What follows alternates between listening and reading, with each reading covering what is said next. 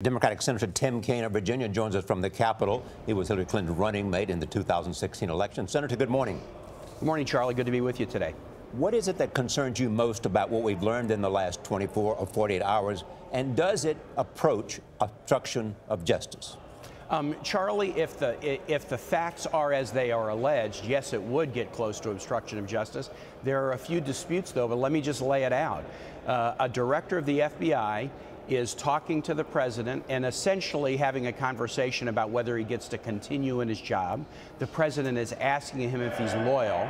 The president asks him to drop an investigation into the National Security Advisor. The director not only doesn't drop the investigation, but he publicly reveals it to Congress, asks for more resources for the investigation, and then gets fired. And the president, after some initial hesitation, acknowledges that he's fired because of the Russia investigation. That is sort of a classic case that will get very close to being obstruction of justice. There are two facts in dispute.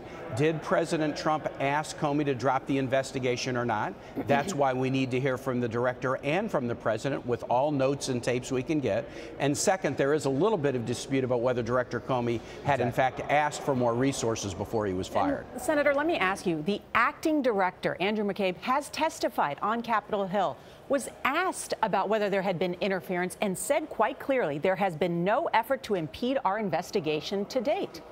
But how do you square that with firing the FBI director? I mean, I view firing the FBI director, and when asked, essentially admitting I'm doing it because of the Russia investigation, if that's not an effort to impede or undermine the investigation, what is?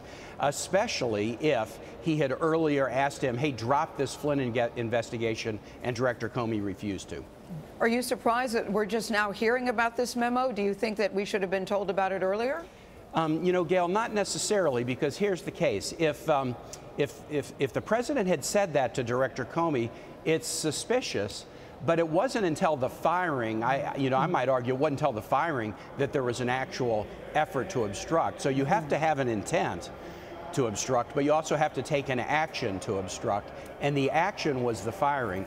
Asking the question is very borderline, very borderline behavior. But if that question was asked and Comey proceeded with the investigation and there was no firing of Director Comey, it's not clear that there would then be the actual act of obstruction.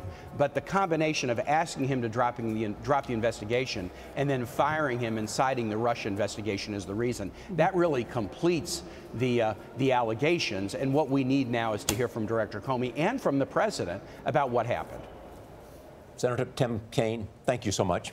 We'd like to note that we reached out to 20 Republican senators and representatives to appear on this broadcast. We also reported and requested that someone from the White House join us at any point during our 2-hour broadcast to respond to the latest news. All declined our invitation.